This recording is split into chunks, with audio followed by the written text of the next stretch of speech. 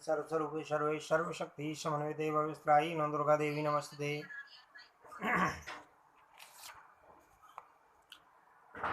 भगवान नारायण कहते हैं, नारद, जब भगवान श्री हरि इस प्रकार पृथ्वी को यथास्थान स्थापित करके बैकुंठ लौट गए, तब ब्रह्मा जी ने अपने पुत्र स्वाम्भुव मनु से कहा, महाभाव, तुम परम तेजस्वी पुरुष हो, अब तुम इस स्थल में स्थान पर विराजमान होकर समुचित रूप से प्रजा की सृष्टि करो। विभो सब प्रथम देश एवं काल के विभाग के अनुसार यज्ञ में काम आने वाले उत्तम तथा मध्यम सभी पदार्थों को एकत्रित करके उनके द्वारा यज्ञ के स्वामी परम पुरुष की उपासना करो। शास्त्रोक्त धर्म का आचरण करो। वर्णाश्रम की व्यवस्था मानना परम आवश्यक है। यदि इस कार्यक्रम से चलोगे तो प्रजा की वृद्धि अवश्य होगी। तुम अपने गुण, कीर्ति एवं कांति के अनुरूप पुत्रों को उत्पन्न करना। वे पुत्र विद्वान, विनयशील, सदाचारी और उदार चित्त के हों। कन्याओं का विवाह सावधानी के साथ गुणी और यशस्वी पुरुषों के साथ करना। प्रधान पुरुष भगवान श्री हरि में मन को सम्यक प्रकार से लगाए रखना। भक्ति पूर्वक साधन करते हुए भगवान की उपासना में लगे रहना। यों करने से तुम उस अभिष्ट स्थान को पा जाओगे जिसके लिए योगी गण प्रार्थना करते हैं। नारद, प्रजापति ब्रह्मा जी ने अपने पुत्र स्वाम्भुव मनु को यों उपदेश देकर उन्हें प्रजा की सृष्टि करने के कार्य में नियुक्त कर दिया। तदंतर वे अपने धाम को चले गए। पुत्र, तुम प्रजा की सृष्टि करो, पिता की है आज्ञा। महाराज स्वाम्भुव मनु के हृदय में स्थान पा चुकी थी, अतः वे इस कार्य में संलग्न हो गए। उनसे दो परम तेजस्वी पुत्र उत्पन्न हुए, प्रियव्रत और उत्तानपाद। उनके 3 कन्याएं हुई। पहली पुत्री का नाम आकृति था, दूसरी पुत्री देवहूति नाम से प्रसिद्ध हुई और तीसरी जगत को पवित्र बनाने वाली कन्या का नाम मनु ने प्रसूति रखा था। स्वाम्भुव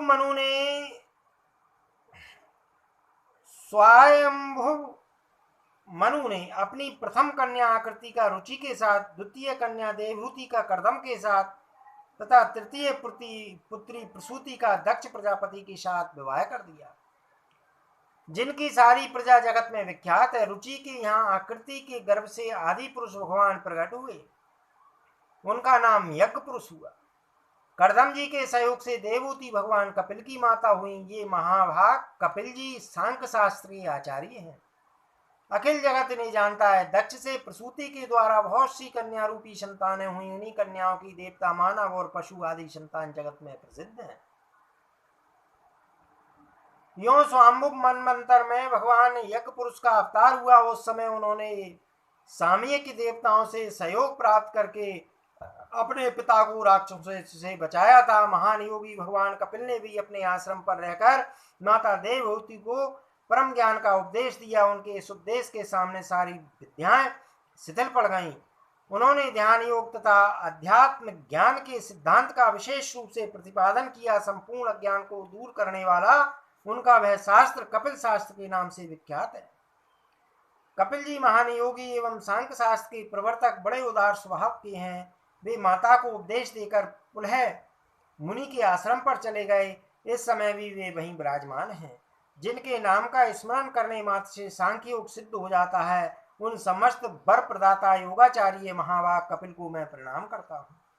नारद, इस प्रकार स्वयंभुव मनु की कन्याओं के वंश का उत्तम चरित्र कह दिया। यह पावन प्रसंग अपने श्रोताओं और वक्ताओं के द्वारा संपूर्ण पापों को नष्ट कर देता है। अब स्वयंभुव मनु के पुत्रों की पवित्र वंशावली का वर्णन करूंगा।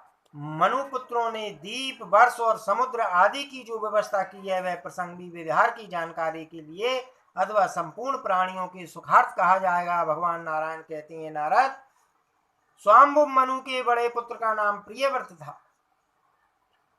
वे सदा पिता की सेवा में लगे रहते थे। सत्य धर्म पर उनका बड़ी आस्था थी। विश्वकर्मा नामक प्रजापति की सुंदरी कन्या वहिष्मती के साथ प्रियव्रत का विवाह हुआ था। उस कन्या का शील स्वभाव बिल्कुल उन्हीं के समान था। पुण्यात्मा प्रियव्रत ने वहिष्मती के गर्भ से 10 गुणवान पुत्र उत्पन्न किए। सबसे पीछे एक कन्या का जन्म हुआ जो ऊर्ज्वश्वती नाम से विख्यात हुई। आग्रीद, इदमजिह, तीसरे यज्ञबाहु, महावीर, रुक्म शुक्र, धृतपृष्ठ, शवन, मेधातिथि अग्निहोत्र आदि कवि इन नामों से ये 10 पुत्र अग्नि कहलाते हैं।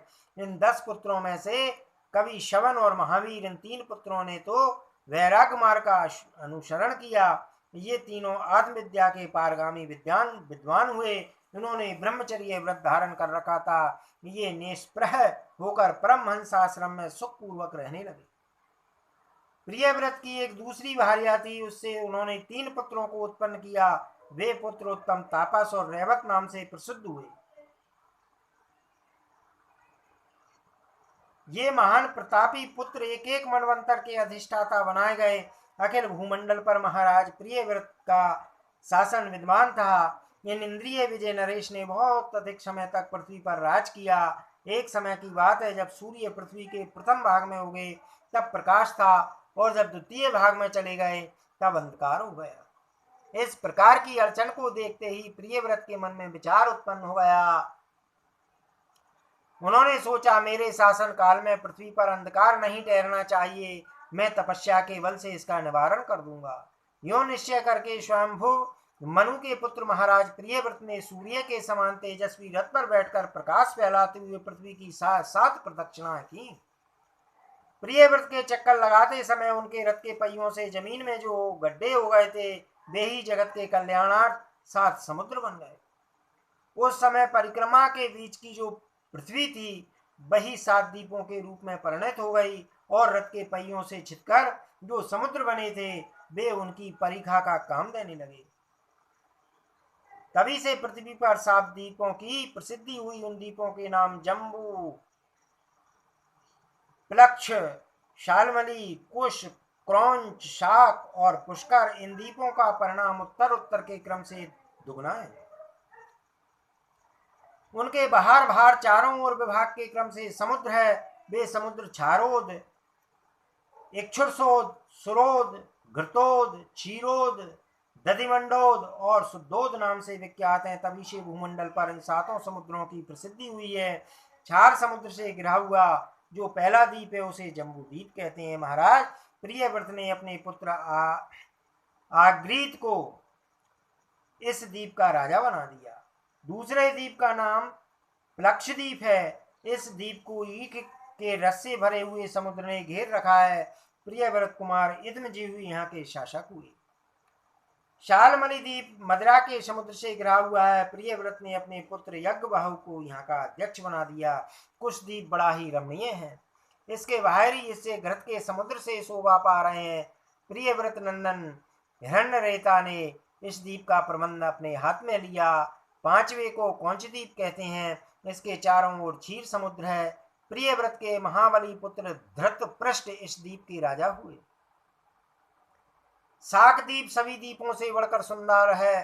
दधिमंडोद समुद्र ने इसे घेर रखा है। प्रियव्रत के प्रसिद्ध पुत्र मेधातिथि इस द्वीप के नायक बने। पुष्कर द्वीप मीठे जल के समुद्र से घिरा है। अपने पिता प्रियव्रत की अनुमति पाकर बीतिहोत्र ने यहाँ की शासन की बागडोर हाथ में ली। महाराज प्रियव्रत ने अपनी कन्या ऊर्जस्वती का विवाह शुक्राचार्य के साथ कर दिया। शुक्राचार्य जी की कन्या देवयानी इस ऊर्जस्वती के गर्भ से उत्पन्न हुई थी। यह सभी जानते हैं। इस प्रकार महाराज प्रियव्रत ने अपने पुत्रों को 7 द्वीप बांट दिए और वे स्वयं योग मार्ग का आश्रय लेकर सन्यासी बन गए।